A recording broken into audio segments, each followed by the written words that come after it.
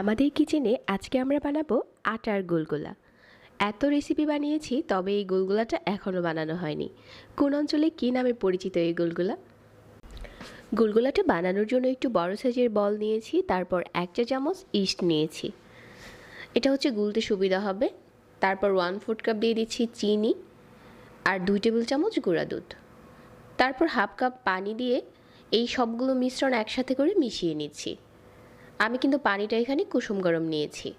তারপরে 1 কাপ নিয়ে নিচ্ছি আটা। আটা দিয়ে গোলগোলাটা বেশি টেস্ট হয়।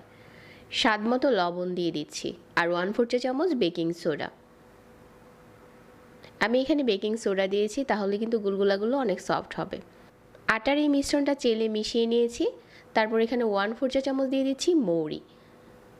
এটা হচ্ছে মিষ্টি জিরা নামে পরিচিত। এখন সবগুলো উপকরণ হাত দিয়ে ভালো করে মিশিয়ে নিচ্ছি। মেশানোর পর একটা সফট ডো হয়ে গেছে। তারপর হচ্ছে আমি এই গোলাটাকে রেখে দেব 1 ঘন্টার জন্য। 1 ঘন্টা রেস্টে রেখে দেওয়ার পর এই ডোটা কিন্তু ফুলে ডবল হয়ে গেছে। গোলগোলা বানানোর জন্য এখন ডোটা একদমই ঠিক আছে। এখন হাত দিয়ে আবারও একটু মিশিয়ে নিচ্ছি আর এখান থেকে এরকম ছোট ছোট ডো নিয়ে গোলগোলাগুলো বানিয়ে নিতে হবে। আপনার পছন্দ মতো যে কোনো সাইজ করতে পারেন। মাঝারি আঁচে তেল গরম করে নিয়েছি আর গরম তেলের উপরে আমি একটা একটা করে দিয়ে দিচ্ছি।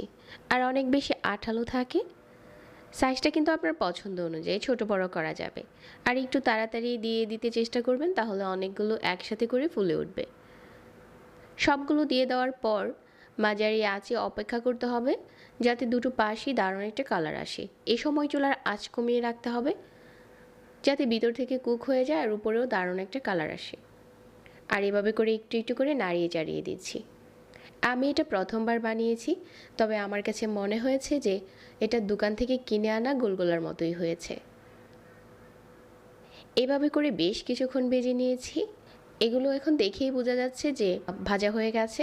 এখন তেল ঝরিয়ে উঠিয়ে নিচ্ছি। এটা গরম গরম পরিবেশন করলে খেতে দারুণ হয়। বিকেলের নাস্তার জন্য যদি কোনো কিছু ভেবে থাকেন, তাহলে এই গোলগোলাটা মাঝে মাঝে বানাতে পারেন। এটা বাচ্চা থেকে বড় সবারই পছন্দ হবে। আবার বানিয়ে কিন্তু 2 দিন সংরক্ষণও করতে পারবেন। এখন চলুন একটা গোলগোলা ভেঙে শেয়ার করি। ভিতর থেকে অনেক বেশি সফট হয়েছে। আটার এই গোলগোলাটা খেয়েছিলাম অনেক আগে। এই স্বাদ কিন্তু আপনি এভাবে করে বানালে ঠিক বাইরে থেকে কিনে আনা গোলগোলার মতোই হয়ে যাবে।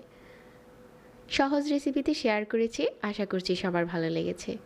এতক্ষণ ধরে যারা আজকের রেসিপি দেখেছেন সবাইকে ধন্যবাদ জানাচ্ছি। আর এখানেই বিদায় নিচ্ছি। আল্লাহ হাফেজ।